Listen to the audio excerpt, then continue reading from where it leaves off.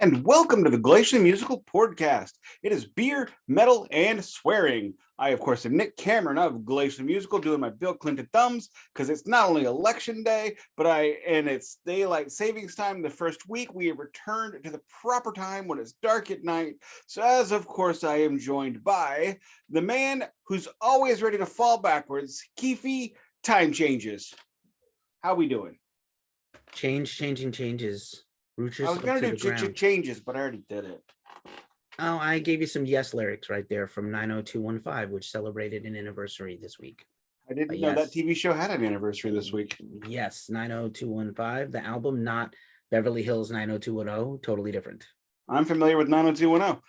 Anyway, if you are new to the channel, thank you very much. We do this on the regular. This is the special third Christmas of the year, the Metallica Vinyl Subscription Club, which is a complete surprise and a shock. It's right here in this box. We'll get to that in a minute. Before we get to that, we will issue the usual vinyl check this week, as we are only talking about records. But here is how this goes. If you are new, beer check, shirt check. Well, normally a vinyl check in there, but not now. Quick news of the day. And then we're going to run forward. With that, I am going to beer check. Can I tempt you to pour the beer the other way? I've been doing it. Look, is it working? I don't know. Are you burping more or less than usual? I know it makes the beers last longer. That's interesting. Well, because it takes longer for me to get to drink them. But this week I am drinking a Boulevard Space Camper Cosmic IPA. It's a little hazy. It's a little not. As you can see, it's got the chick from The Fifth Element on the can. Oh, apparently. Nice. I don't know if it really is, but it sure does look like her. It does. Oh, look like that is her. Look, she's even got the suspenders on. Mila Jovovich character. Yeah, I like that. Not movie. A great movie. Oh, I still like it. It's campy as hell. Well, yeah, it's campy. Anyway, what you drinking? Same old for the last while. Another Misfits Fiend lager as I try to plow through this fridge full of these things. Not sure if you heard the pop or not, but little bit. Pop away. I think this mic is awesome, but it gets overwhelmed by sudden. Oh, you volumes. Are sounding much better. Am I? Yeah. I think I look much better finally getting the mix of the light in the room correctly. I don't know, because I don't wear my glasses much anymore, so you're just a blur for me now. I see. If I wear my glasses, then you see the lights on my eyes because I don't have a fancy sitcom set here. Right. Well, nor do I actually, but it's okay. It is what it is. My shirt check this week is I've busted out my Slayer t-shirt. I don't know if I've ever worn it on the podcast, but it's a little it's a little on the nose for me, so I don't wear it much, if you take my meaning. Gotcha. I am wearing a typo negative shirt. I should have worn it in October for Halloween, but I just happened to grab the next clean black shirt in a row, and this is it. If I sound a little weird, I wolfed down a dinner right before this pod of some tacos because it's Taco Tuesday when we normally don't record. And what you want to do is not do a super hot, high Scoville hot sauce right before you get on the air, and then you definitely want to wash your hands before you pee and touch your self. I have a funny story that I'll tell you off air. Yeah, sometime. This is not funny. I'm tingling in a weird way that I don't like, but it's okay. I have a real funny story because it's not me. Okay. It would not be funny if it was me.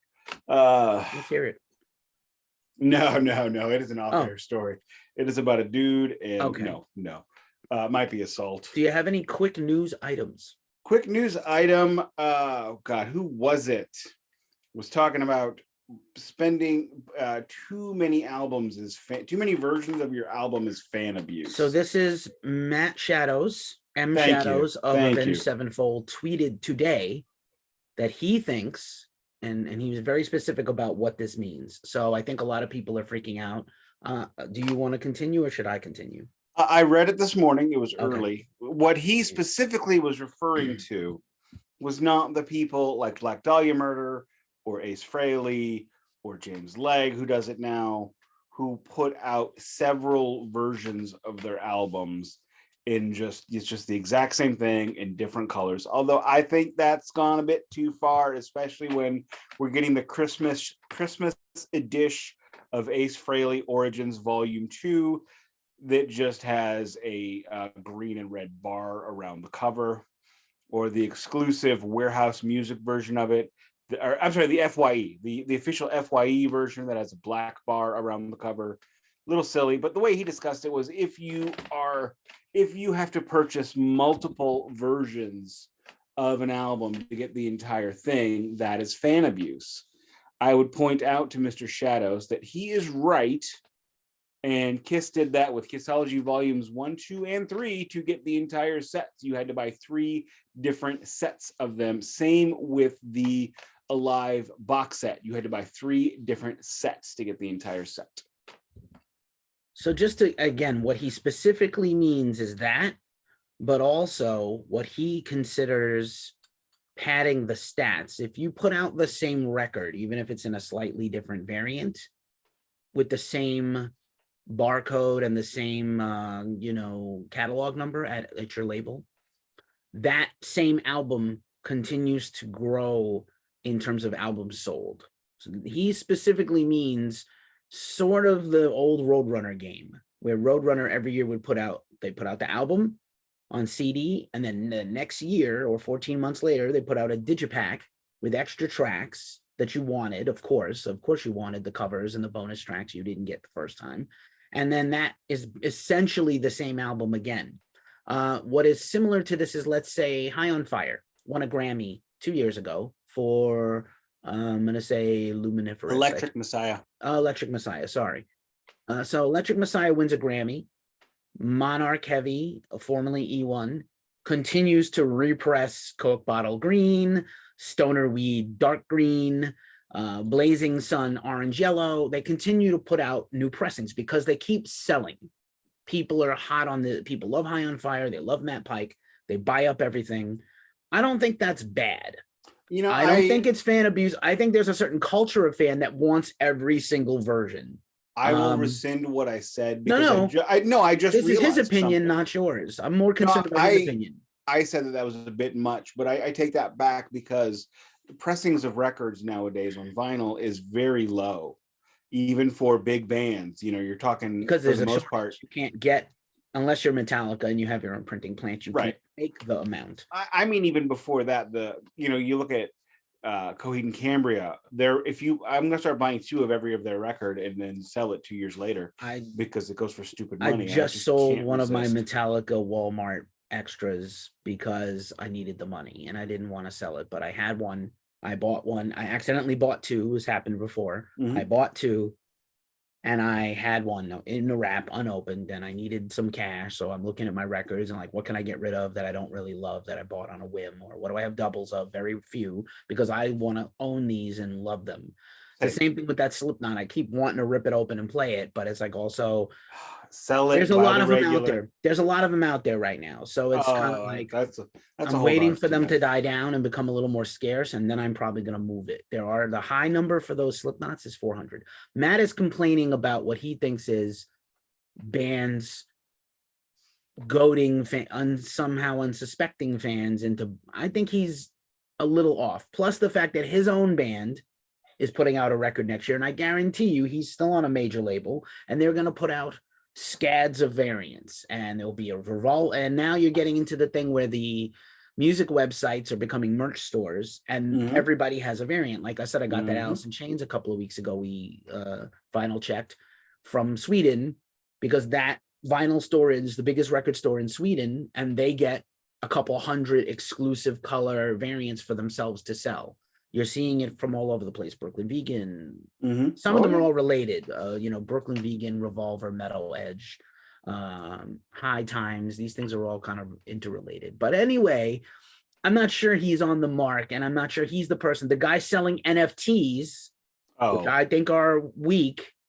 There was an awesome tweet today from a friend of mine in the business that said basically, oh yeah, like the metaverse thing. So here's my news item. There are many I could go with, including Judas Priest and the Rock Hall, but we've talked about it ad infinitum. Oh, speaking of Judas Priest, I'm seeing them on Sunday. That's great. They're in the hall. Let it be. stop complaining and saying they're not really in. They're in. There are They're multiple. in. They're in. They're in the Hall of Fame. There's categories. They got in for not the performer category. They got in for a different category. They are in the Hall of Fame. And it was a wonderful thing to see. KK went up there. It wasn't that awkward except at the speech time, but they got up there. And apparently they all got on. I don't necessarily want KK back in, but whatever. But here's my itty bitty news item. We're in a weird and interesting time in the world where there are all these things, and a lot of festivals getting named and announced. But here's this thing. There's this Metaverse concert this weekend, free on the internet if you like the Metaverse and things. And again, like I said, it was a tweet today that was regarding this. So Ozzfest, Ozzy, is part of this thing, this Metaverse only concert event. That is, you go into the Metaverse and you watch it in the Metaverse, and it's exclusive only to this location. And basically, it's animated versions of the bands performing a past Ozzfest live set performance. I don't like this, and I'm going to say why. This is a time when touring is struggling as much as ever. And as much as I would love Ozzfest to make a comeback, and I want Ozzy to tour next year with Judas Priest in Europe and maybe again in America in 2024, I don't want to have. I think the live streams were a necessary thing when the pandemic was at an all-time high and bands couldn't get out and play. I think I still enjoy a live stream experience if it's done well. Devin Townsend put out a free one on YouTube for his whole album playthrough. Incredible. And his new album is out now. And but I don't know about how I feel about this Metaverse live stream concert that includes a Motorhead performance. Lemmy is dead. The original members of that band are gone. That was going to be my question. Are there going to be hologram versions? It's not holograms, it's cartoons basically. And so I don't like it. I don't want to draw worship away from people spending their money. It's free, right? So if you love Ozzy, if you miss Ozzfest, I get it. It's one unsigned band and a bunch of Ozzfest type bands, Black Label Society, Raven Age for some reason, Steve Harris's son's band. That's meh. So if you saw them, they're okay. They're not bad. They're just not great. So I don't know. I don't know how. I don't like it, and I don't want to draw worship away from people spending their time going to see live music. And if we start normalizing this web experience and people are not going to see live concerts anymore, this is not a good thing for me personally. I don't like it. That being said, I also think it's a bit of a disgrace to have Motorhead in there. Did Lemmy give permission for this? Did his partner give permission? Whoever's Todd Singerman, whoever his manager, who's the executor of the estate. I don't know how I feel about this. I think Motorhead is special. If you missed them, you missed them. Just like I said about Pantera, the Pantera tribute tour, the Pantera reunion. There's a lot of people who never saw Pantera at all, who were born after 2002. It's an opportunity for them to see it. It's a way to preserve the legacy and sell stuff, sell records, sell merch. But it's not the same. That's in person. That's not this virtual reality thing. And I think, again, I'm going to go on record. If you disagree with me, come at me in the comments, come at us on social media or in the comments on some of these platforms like YouTube. I think the metaverse is I think NFTs are These things are not. They don't look built for the long haul to me. I heard Kevin Smith talk about NFTs and the metaverse and the digital world with somebody for about 30 minutes and on one of his podcasts. And frankly, the entire time I thought to myself, this is just stupid. This is just absolutely stupid. And you're trying to make, you're trying to make this argument to essentially a Luddite who refuses to give up on physical media. But let's leave the unfun stuff in the dust and let's get, as Brad Pitt would say. No? What would Brad Pitt say? You hate Brad Pitt. What's in the box? Oh, what's in the box? I just told you. Really quick, I think Metallica was listening to our previous podcast, Lars, if you're out there, because I complained so much that mine didn't come. My Metallica vinyl has not arrived. So we're going to lean on Nick for this one. I'm still going to listen along, but we're going to lean on Nicholas. It hurts me to do this, to do it the way we're doing it. Yeah, we don't have a choice. But we're doing it for the people. Yeah, yeah. Let's see what it is. Drum roll. First off, my number is 915, which is my lowest number. This is Metallica live at the Bridge School Benefit 1997. I don't remember if I said it during a podcast or not, if it was offline, but I felt the next Metallica, the next one would feature Jason Newsted. I feel like they were kind of like with Blackened, that's a Newsted co-write. Then this one, that's the last thing that obviously Jason's not on it or part of it, but I felt like it was time that they would give it to some Jason. Now, again, I was the one who said that the prediction for next year is we already know there's a load and reload, a bunch of content coming, probably reissues, box set for both albums, the Black Box virtual, and Saint Anger turns 20 next year. So like that was my two predictions. I said load and reload maybe. So I bet there's a load and reload on this. We already got Saint Anger last time. I know, but next year we're gonna get more Saint Anger is what I'm saying. Really, how much more is there to give us? They gave us. I don't, not our vinyl club. I'm talking Metallica in general. Oh. So go ahead. Let's see this thing. So here's what it looks like out of the shrink. You may notice they are rocking acoustic guitars. Here is the track listing, and I think this is a great track listing. Side 1, Low Man's Lyric, one of my favorites from Reload. Poor Twisted Me, something I could not give any less fucks about. Fade to Black, okay, and the Four Horsemen. A lot of these songs were done acoustic by the band during this time. Oh, what do we have here? Before we get to the record itself? Spend a little more time showing the cover and pause on it when you do, okay? For the people watching on YouTube. Sorry, podcast listeners, but yeah, we just need to show it a little, make sure it's not glaring. Nah, up close, that's okay. Ninja Stars, I see. Oh, there we go. Short haircuts. Yeah, it's the Ninja Star logo. We got Lars. Why is Chris Cornell there? Oh, it's Kirk. Sorry. Oh, burn. He does look like Chris Cornell. A lot like Chris, or Ricky Rackman even. Yeah, and you got Jason in the End of Days Jason, which was not the greatest Jason. This was recorded live in California at the Shoreline Amphitheater in Mountain View, October 19th, 1997. About an hour from where I live.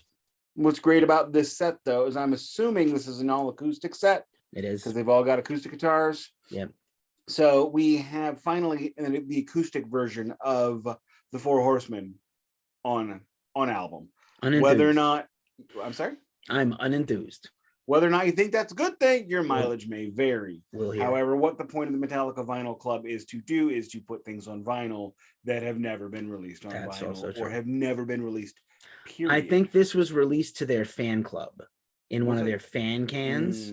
Oh, yeah. And this is the era before the deep embeddedness of Live Nation with them.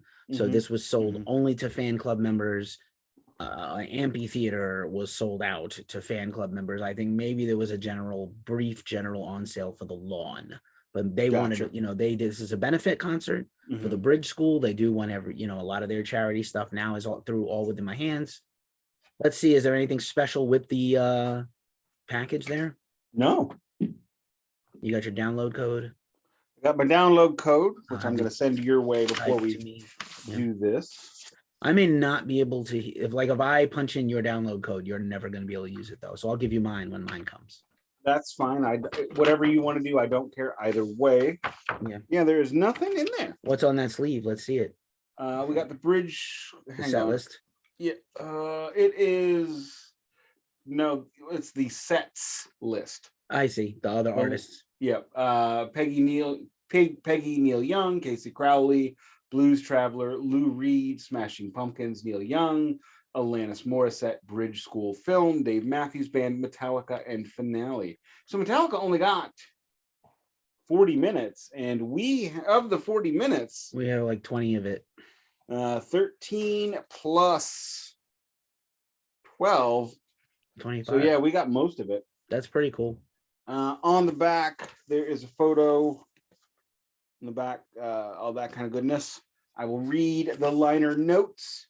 This was new. This was different.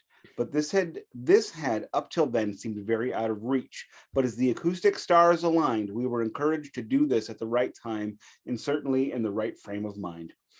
As the 90s progressed and we continued to feel more and more comfortable broadening our horizons, experimenting and embracing new opportunities, playing an all acoustic set gave us a chance to reinterpret a bunch of our heavier songs and proudly represent our generation of metal misfits to the established bridge school gig crowd. So we gladly accepted the offer Neil Young's camp threw our way. In actual fact, the whole endeavor, which was guided along by Bob Rock, felt unexpectedly natural and effortlessly exciting and exhilarating. Coming off stage, I remember actually being surprised by the number of compliments we got from people who straight up told me they hadn't expected us to pull off this type of transformation off. So thank you to Neil and Peggy Young and Marsha Vlasic for having faith in our ability to do this and for helping us add another outlet to the way we share our music.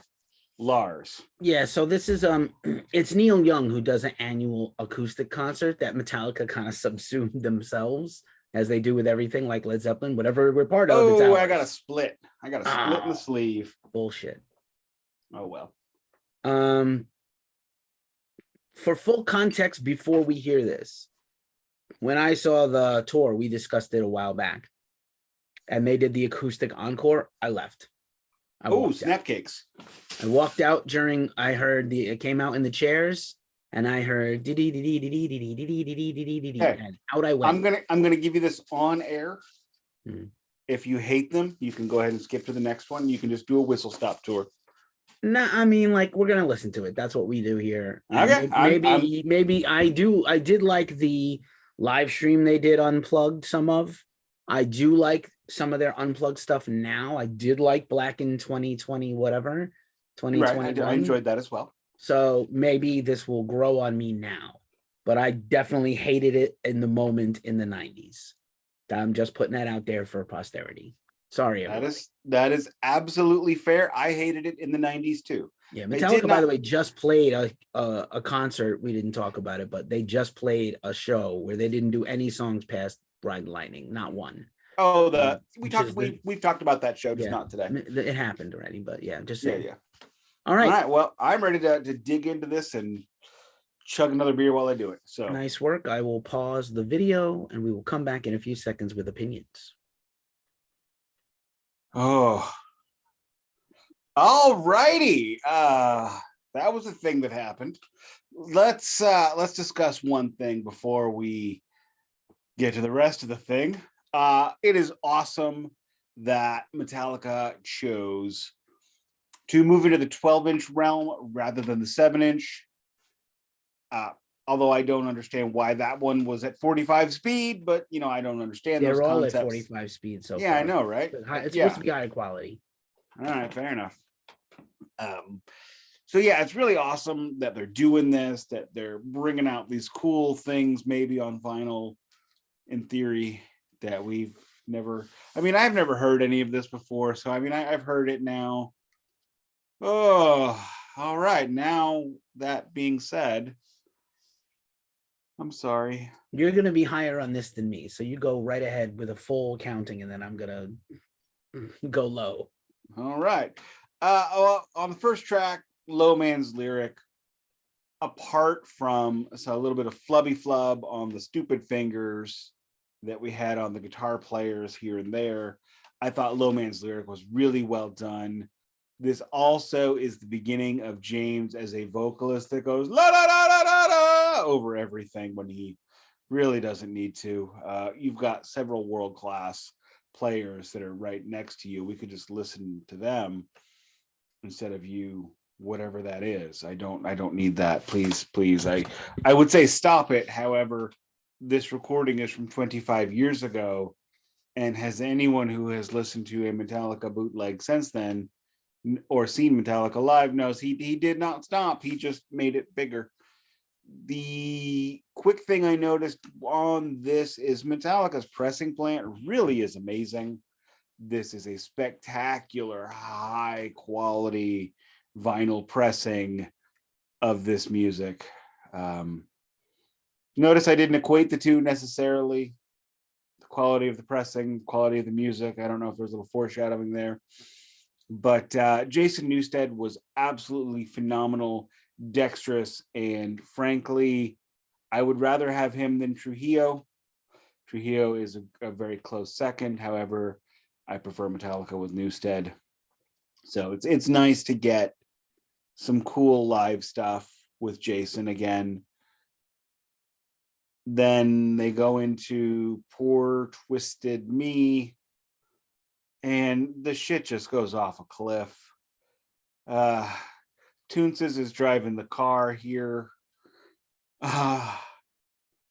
Toons is the driving cat. We need like a sample that plays that. Toons is no. That is where this went. It went off the cliff, and yeah, the entirety of Poor Twisted Me was a fucktoberfest of Herculean proportions that are kicked in the junk by the Minotaur.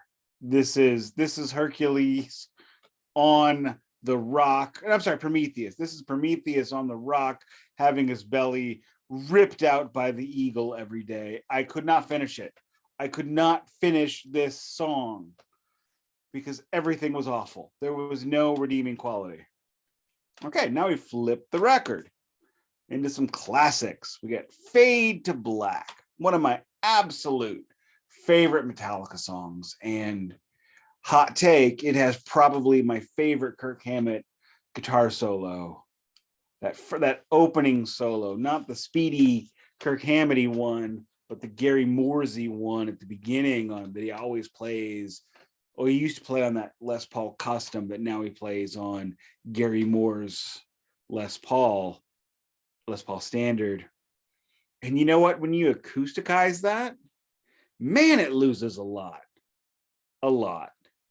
So now the song stopped being a musical, emotional ballad giving you the finger, rather than now you get the tongue. All of the emotion is now portrayed through James Hetfield. However, he was telling some jokes. Here comes the hard part. And yeah, it was okay. Then they get to the Four Horsemen, and another one of my absolute favorite Metallica tunes, the transitioning of the mechanics into the Four Horsemen with that drum beat becoming the horse's hoof beat. That is frankly the most artistically beautiful Metallica has ever been. They have never come up with a musical metaphor to even come in the same block of that particular, just genius, amazing. And it wasn't even supposed to be that. I don't know how the song about doing the lady at your car repair shop became about the Four Horsemen, but it works for me.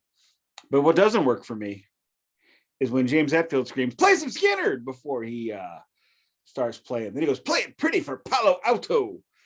And they did not.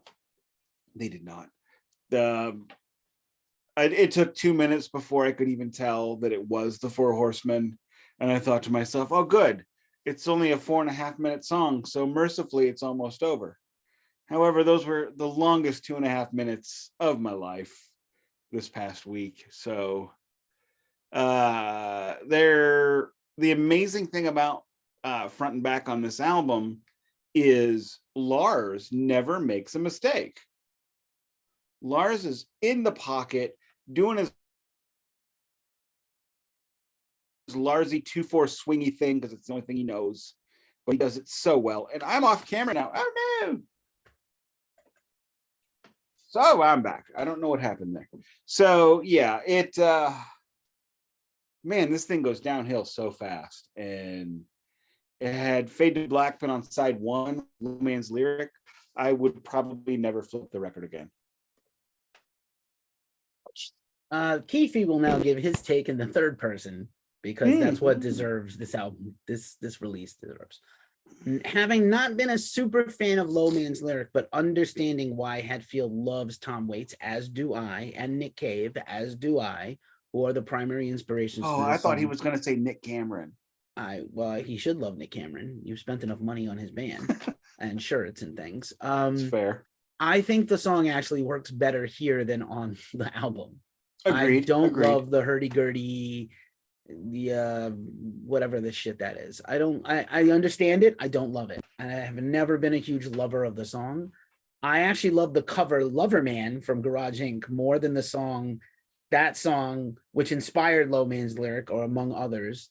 I love that cover more than I love the original that's trying to be the Tom Waits and the Nick Caves. So good job there. Even though I don't love the song, I actually enjoyed that.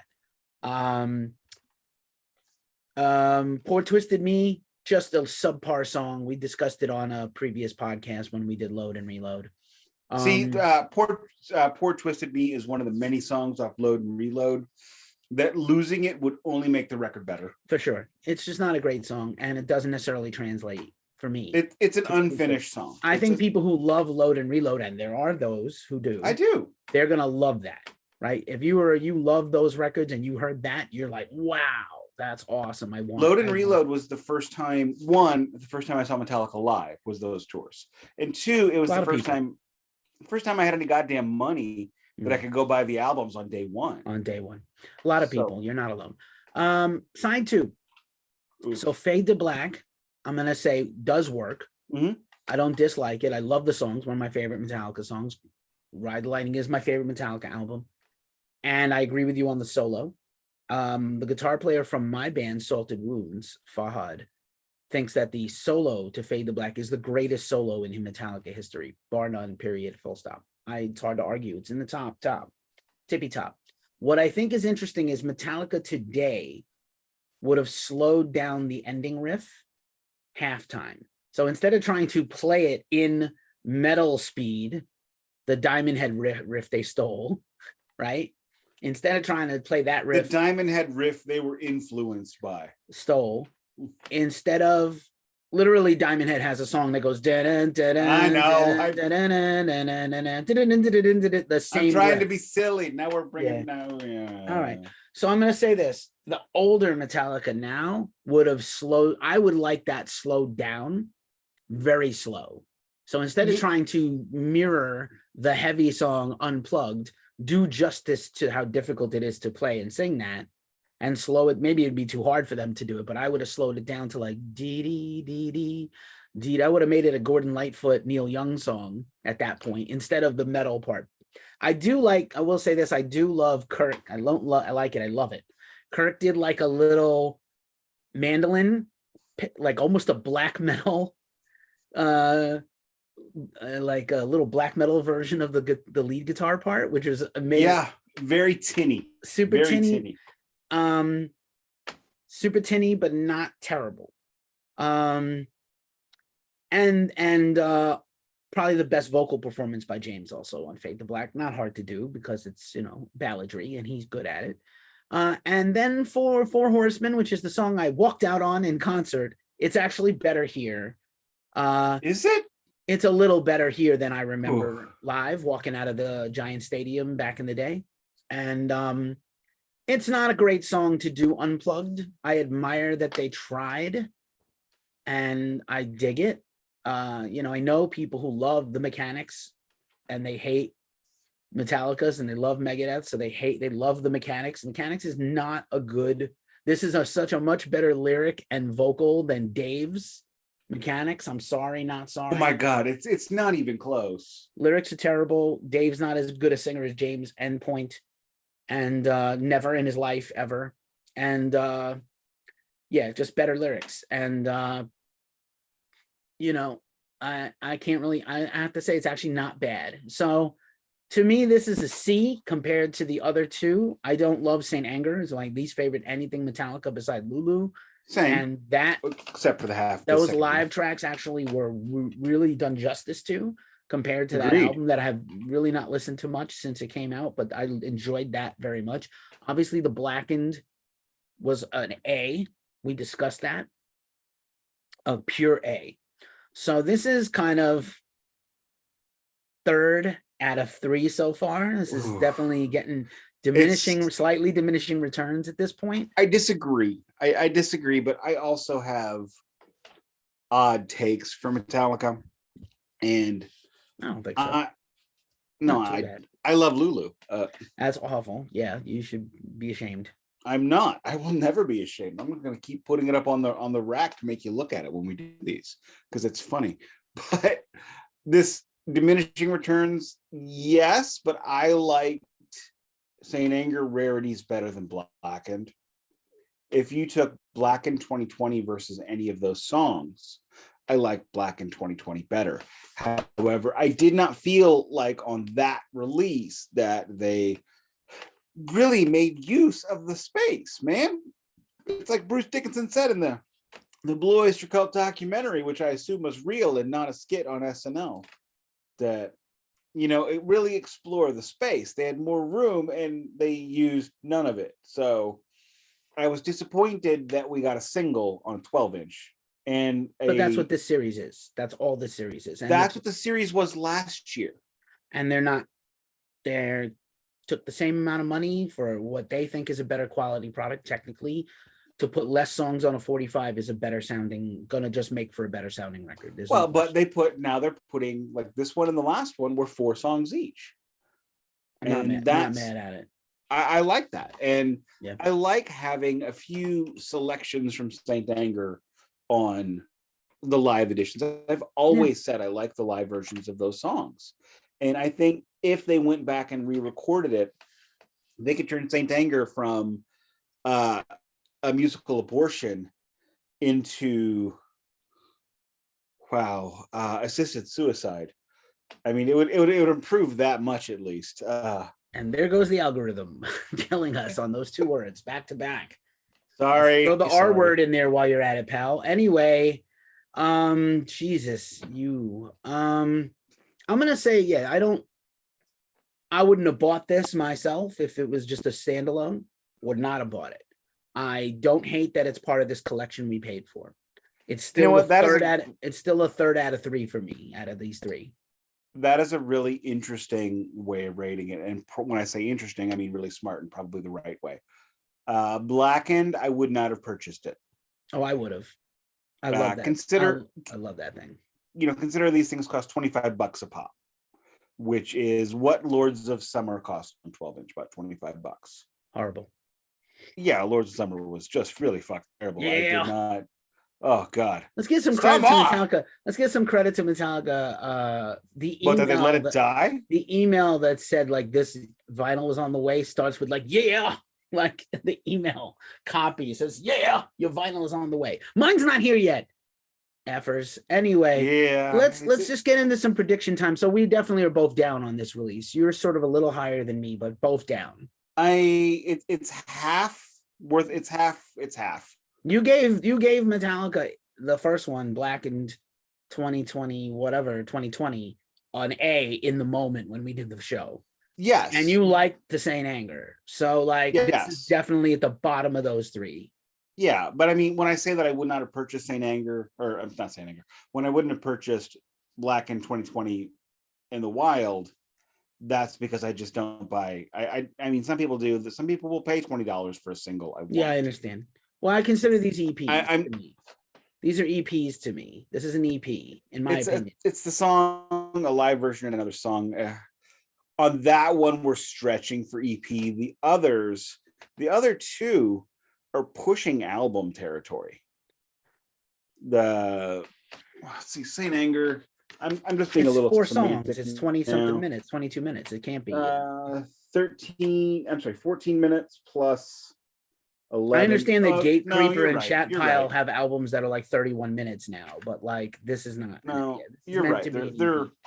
They're 25 minutes. Let's get into some predictions. The 4th one is coming perceivably in 3 months, because let's say the next one will also be late. I don't know why this was so late. This should have been here 3 weeks ago.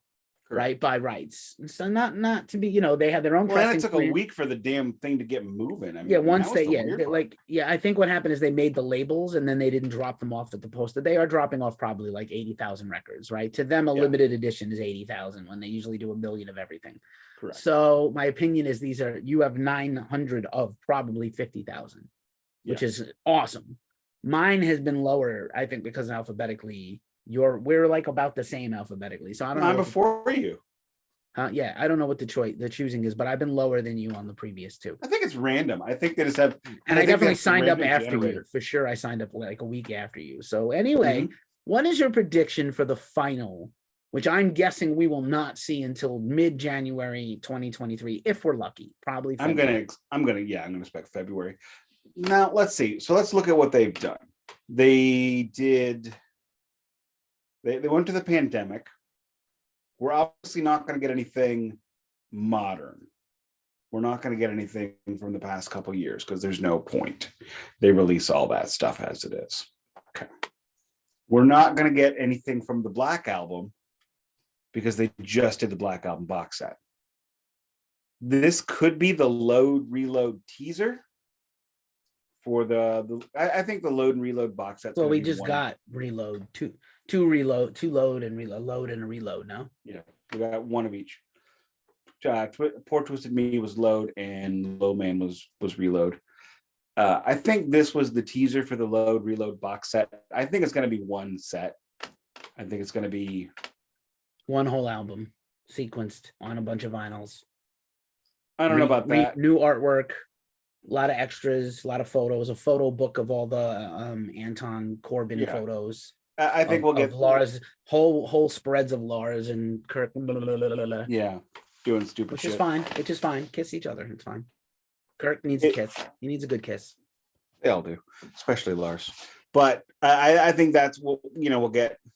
Just a real quick on that. We'll get the two albums. We'll get a concert from each, and on vinyl, and then we'll get 3 concerts from each on CD and DVD.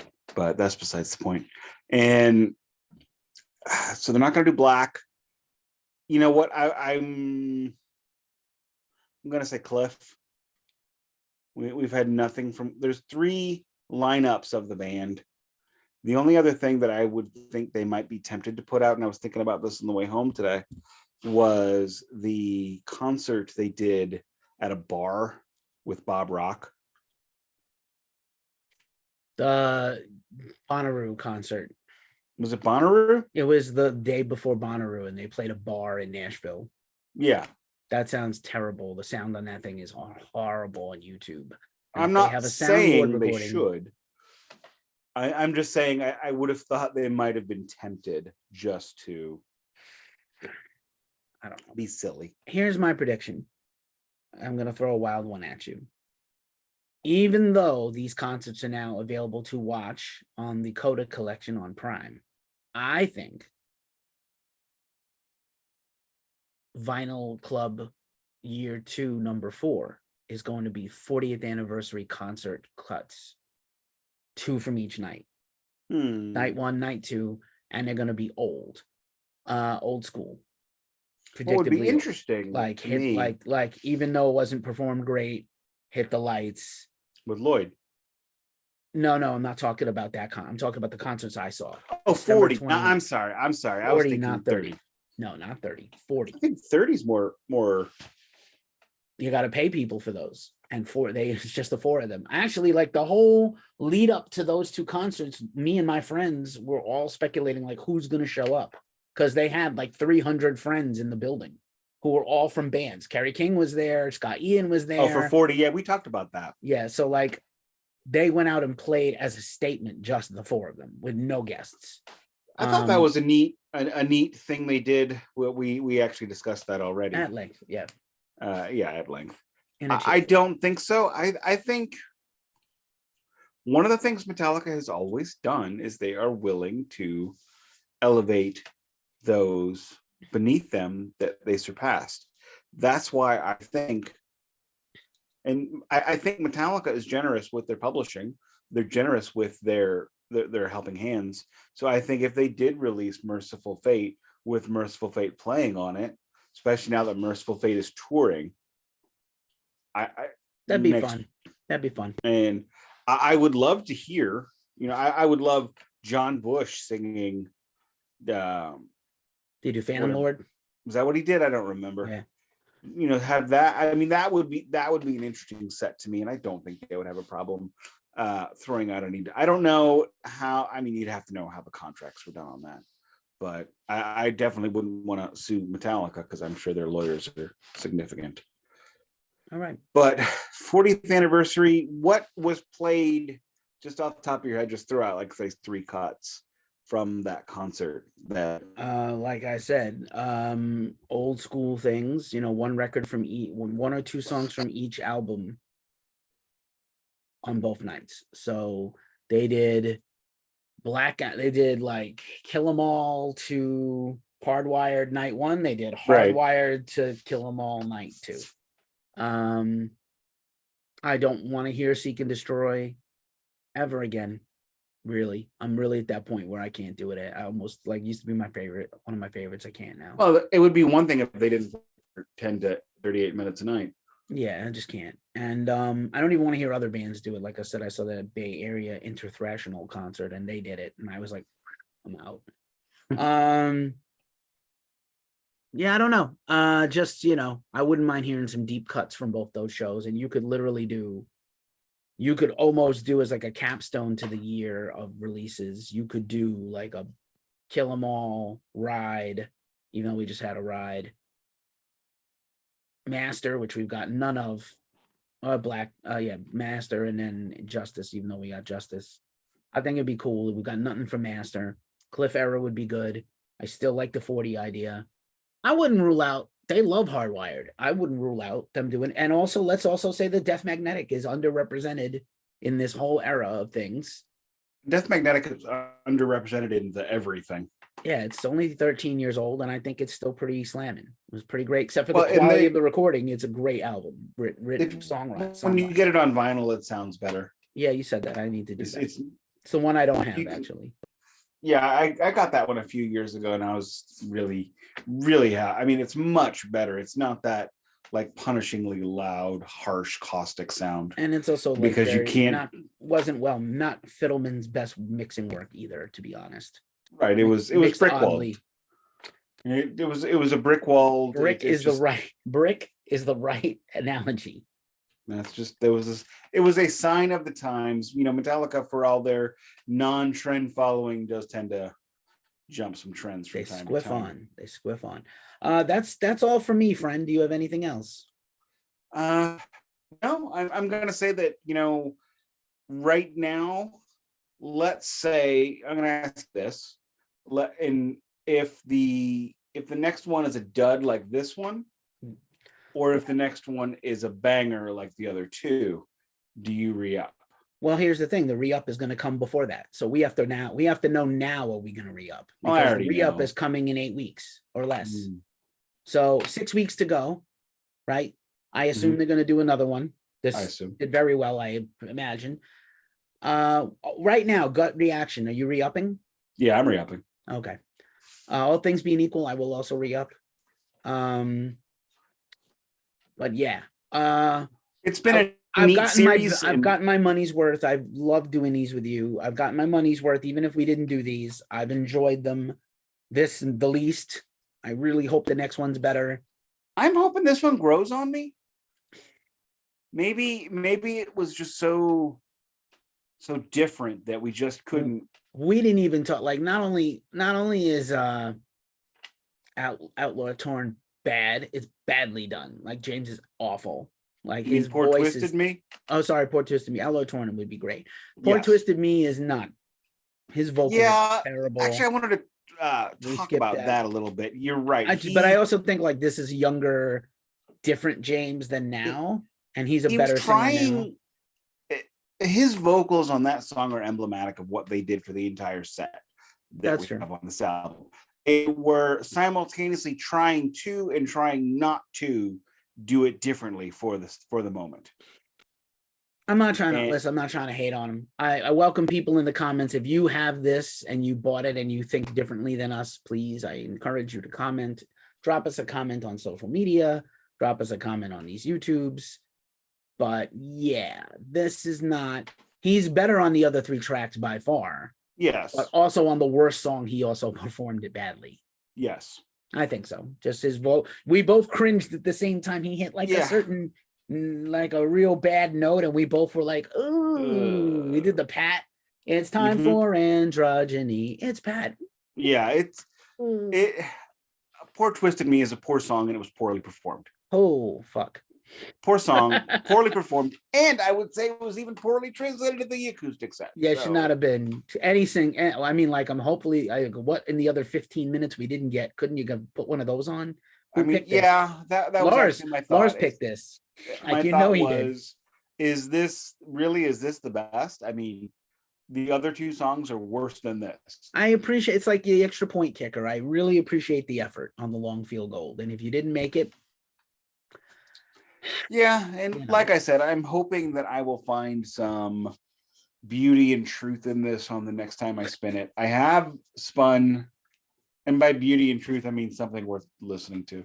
I actually have spun the Saint Anger one quite a few times. I spun the blackened one a few times. I really love that blackened one. I don't love Saint Anger as a rule, but I will say that those live tracks greatly, once again, and we said it on the previous I'll link the previous episode, greatly enhanced by the live performances, whether it's just the sound of the album. It's just the everything. It's the everything because it's live drum sound versus the album. Yeah. James everything versus the album. Rob Trujillo versus Bob Rock. Rob Trujillo versus the Sims. We discussed that ad nauseum as well. So you're gonna re-up based on these three. Yeah, we'll re-up. And again, I'm gonna say again, you think Saint Anger, your rating would be Saint Anger, Black, and this one. Yeah. Mine is Black and Saint Anger, this one. We both have this one at the bottom. It can only go up to me. This is decent, but not great.